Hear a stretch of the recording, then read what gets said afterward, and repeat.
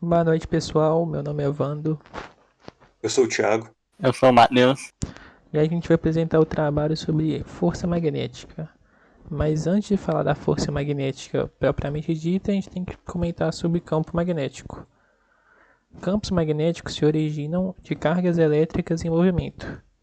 E um campo magnético tem a característica de ter um dipolo.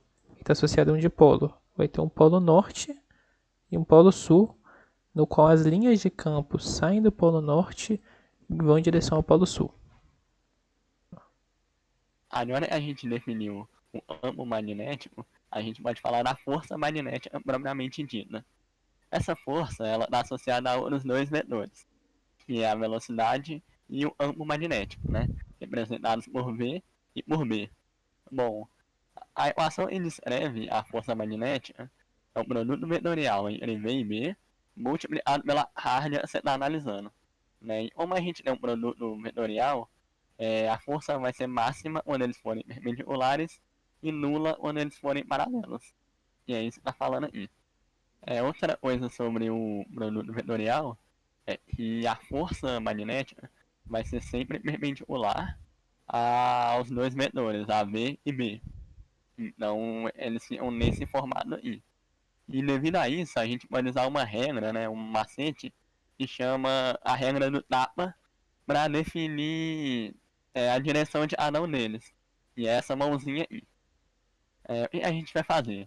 A gente vai apontar para o campo magnético com os dedos, todos os dedos, exceto o dedão, e o dedão vai ficar apontado para a direção da velocidade. Dessa forma, para onde a palma da mão apontar, vai ser o sentido da força magnética.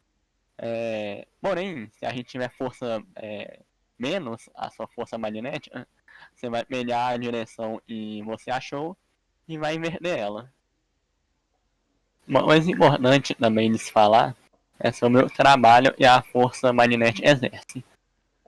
Por definição, a gente sabe que trabalho é igual a integral de força vezes o deslocamento. Isso significa F escalar ds, né?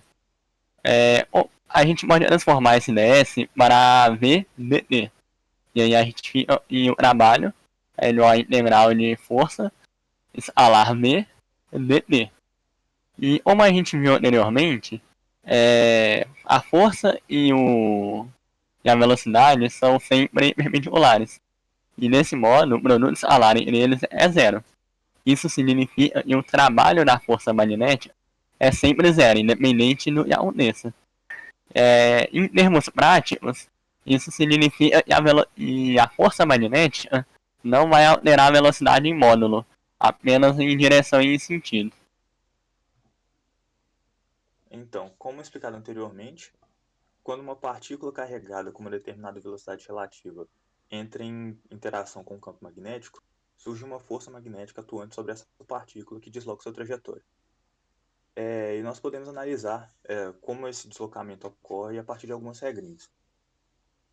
Como é o caso da regra do tapa, em que nós temos as linhas do campo magnético perpendiculares com a velocidade. Essa força magnética surge também perpendicular a esse plano, formado pelo campo magnético e pela velocidade.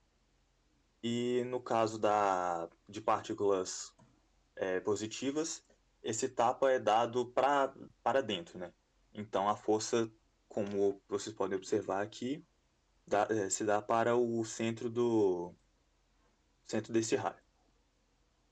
No caso de partículas negativas, com carga negativa, se dá ao contrário. A partir das linhas de campo magnético, do plano das linhas de campo magnético formado com a velocidade, o tapa deve ser dado para fora. Dessa forma, caso a partícula continue imersa nesse campo, a trajetória formada vai ser a de um círculo perfeito.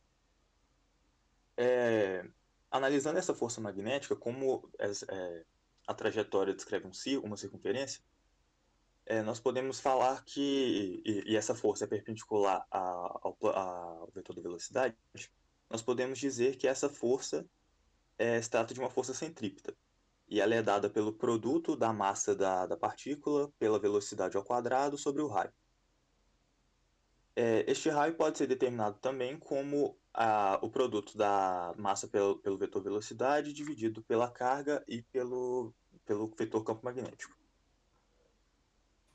Caso a partícula se mantenha imersa no campo magnético, a trajetória que ela descreverá será de uma circunferência perfeita.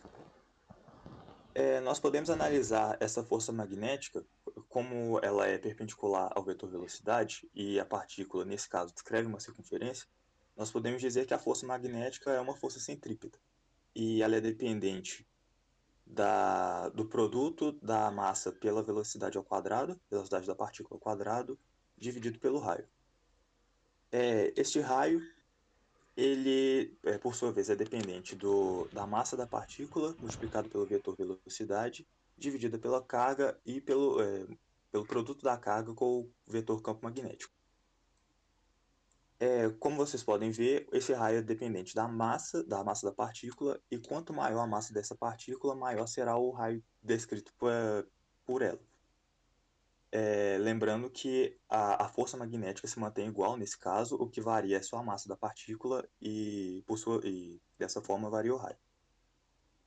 Caso o vetor velocidade possua uma componente que seja paralela ao campo magnético, a partícula, ao invés de descrever um movimento circular, como é observado aqui, ela descreverá um movimento espiralado, o que também ocorre quando o vetor campo magnético possui uma componente de direção diferente. Bom, agora a gente vai ver um caso que tanto a força magnética quanto a força elétrica estão atuando na nossa partícula. Para isso, a gente vai colocar nossa carga no meio de um capacitor de placas paralelas, porque nós vamos ter um campo elétrico nessa região, orientado de cima para baixo, né? E esse campo elétrico vai gerar uma força elétrica na nossa carga, também orientada para baixo. E nesse caso aqui, a força magnética está apontada para cima, é só usar a regra do tapa para descobrir. Bom, o somatório das forças presentes vai ser a nossa força resultante. Como a gente pode ver aqui, força resultante vai ser a soma do vetor força elétrica com o vetor força magnética. Se nossa força magnética for maior em módulo que a nossa força elétrica, a partícula vai ser desviada para cima, e caso o contrário aconteça, a partícula vai ser desviada para baixo. O caso interessante é quando a força resultante for zero. Como a gente pode ver aqui, vai zerar esse lado e a gente vai chegar nessa equação, que está indicando justamente que elas são iguais em módulo, porém têm sentidos diferentes. Sentidos opostos, no caso. Tirando o módulo disso aqui, a gente vê que a força elétrica é igual à força magnética. A gente cancela o Q dos dois lados, né? A gente corta. E a gente vai achar uma relação da velocidade da partícula. Isso quer dizer que todas as partículas que tiverem essa velocidade Vzinho, que é a razão do campo elétrico pelo campo magnético, não vão ter sua trajetória alterada nesse capacitor. Elas vão seguir reto. Ou seja, a gente pode colocar várias partículas aqui, cada uma com velocidade diferente, e todas as partículas que não tiverem essa velocidade Vzinho vão ter sua trajetória desviada. Então, quando aplicamos uma determinada diferença potencial sobre um fio condutor de comprimento L e área de seção A, uma corrente elétrica passa a percorrer este fio. Caso este fio esteja também imerso em uma região onde há campo magnético, passará a atuar sobre cada uma das cargas presentes nesse fio uma determinada força magnética. Essa força pode ser definida como o produto dos valores de carga, velocidade das cargas no sistema e do vetor do campo magnético, multiplicado pela carga total, que é dada pelo número de cargas presente no circuito, vezes o volume do fio.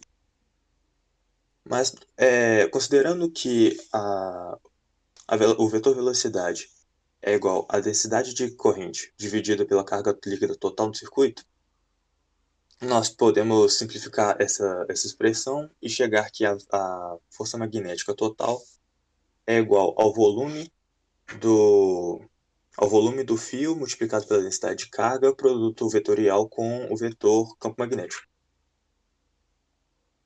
Considerando ainda que a densidade de corrente vezes a área de seção é igual à corrente do circuito, e que a densidade de carga para cargas positivas pode ser dada como a multiplicação da densidade de carga por um vetor unitário U, nós podemos tirar que a força magnética é igual à corrente que multiplica o comprimento total do fio, fazendo produto com o vetor unitário U, e produto vetorial com o vetor campo magnético. Ou, resolvendo esse produto, o vetor da força magnética é igual a corrente vezes o comprimento do fio, produto vetorial com o vetor campo magnético. Bom, gente, então nosso trabalho vai finalizando por aqui. Bons estudos para todo mundo.